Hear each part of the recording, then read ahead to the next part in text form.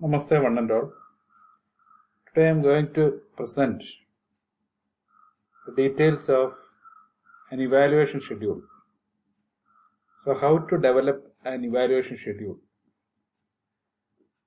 So in order to answer this particular question, we have to know what is an evaluation schedule and why an evaluation schedule is necessary and how we can develop an evaluation schedule. So these are the three major questions that we have to answer to know how to develop an evaluation schedule. So what is an evaluation schedule? That's our first question. So evaluation schedule is a tool or it's a device consisting of a set of items. Items can be in the form of statements or in the form of questions or in the form of some supply type fill in the blanks items. So it's a tool to assess the effectiveness of something.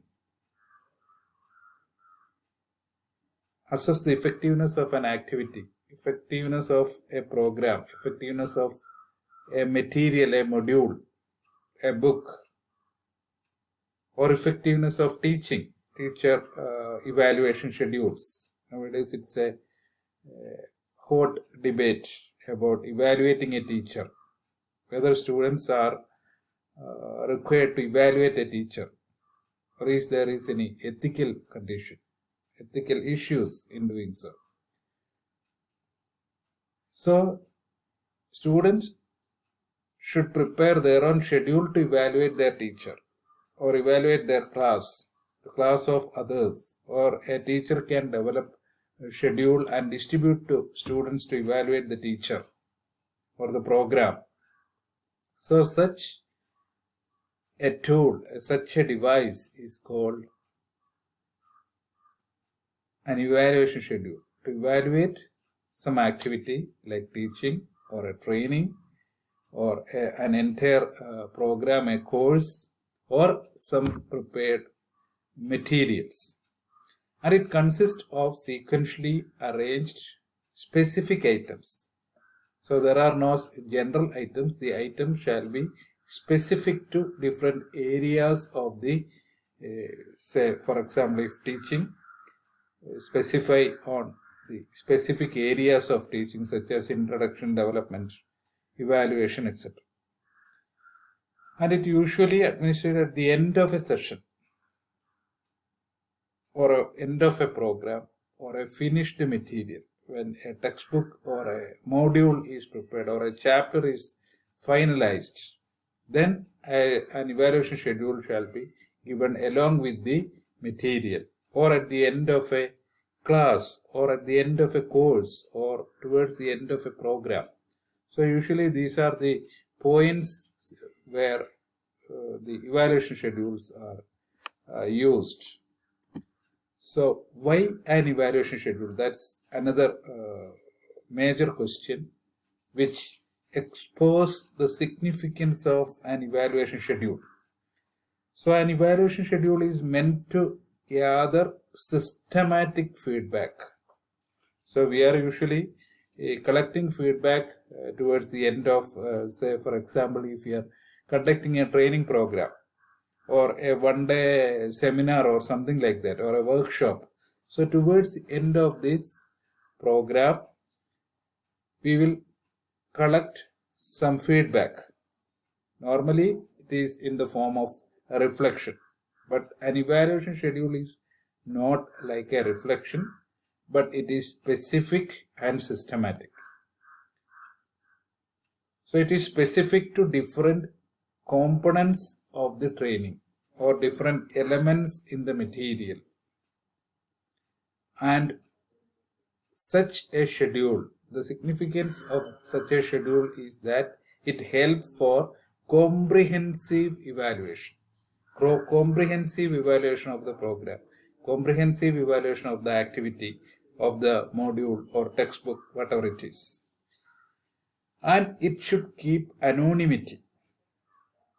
because it's a schedule is given to or distributed to the participants of the program or students in the class, without a space to type or write their names and other personal details. So we can keep anonymity so that the participants or the students can freely respond to the items.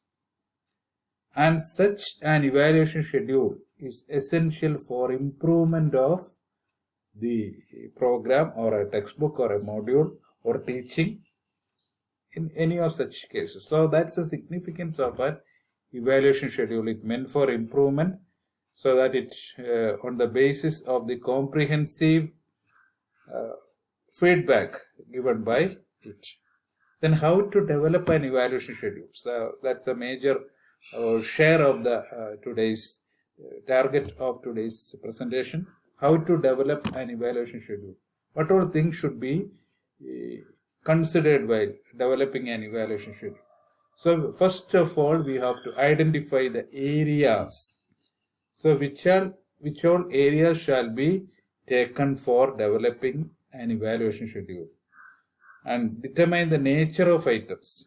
What shall be the nature of items, whether it shall be in the form of statements or whether it shall be in the form of question or in filled in form, then open form or closed form. Closed form means we are giving statements like this: program is appropriate.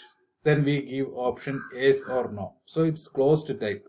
So in contrary to that, you give a question. You give an item like that. Write your opinion about this program. Write your opinion about my class, and you give some space. Then it is an open form of item. Then specify the language. In which language you have to write or type or to develop the schedule, or in multiple languages, that also depending on the nature of background of participants.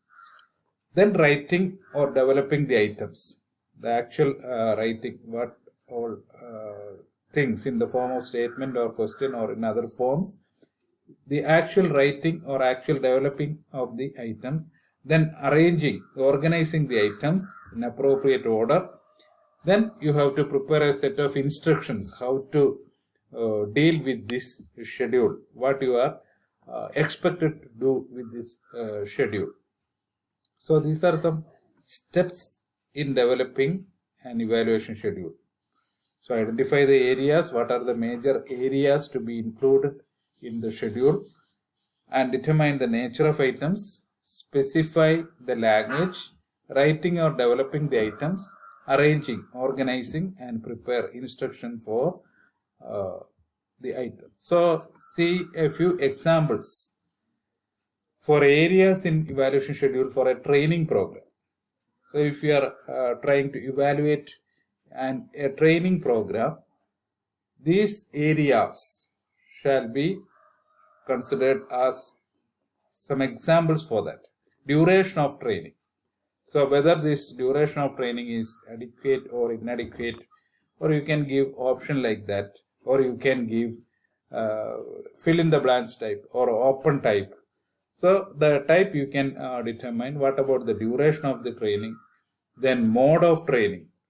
There are different modes, then face-to-face, distance, online, then mixed modes, blended of two different modes such as face-to-face as well as distance or online modes. Then schedule of training.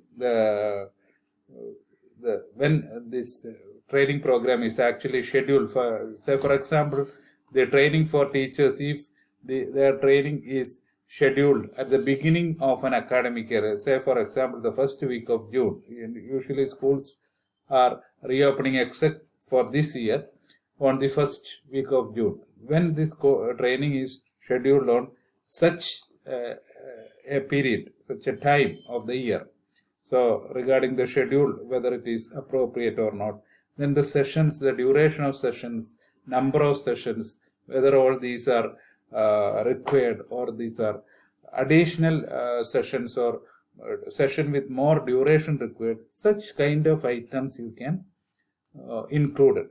Then objectives. Objectives is another major area when we are considered with a module or a material. Whether the objectives are proper, whether the objectives are clear, and whether these objectives are directly related to content. There is required content to realize all the objectives, or they are properly linked and adequate content is given, or whether there is any unwanted content.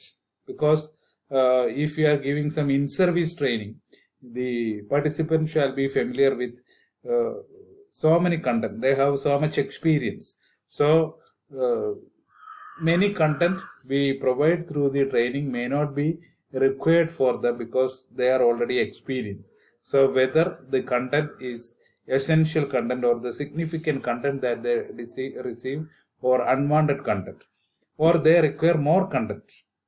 If so, in which area?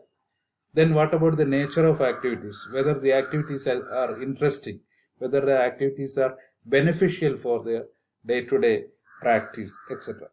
Then there shall be a general area about the opinion for improvement of the program, opinion for the improvement. If it is for teaching, opinion for improvement, there shall be an open-end question or set of questions to provide their responses on opinion for improvement of the program. So these are some areas as examples. Not all areas are included because it is open for you, and according to your convenience you can add, modify or delete any items, or you can identify further items in each of these, further areas in each of these examples given, and you can prepare items under each of the area according to your need and your convenience. So that's about a discussion on how to develop an evaluation schedule. So 3 major areas: what is an evaluation schedule, why it is so, and how to develop an evaluation schedule. These are the 3 major areas we have focused in this presentation. So thank you for watching this presentation. Thank you all.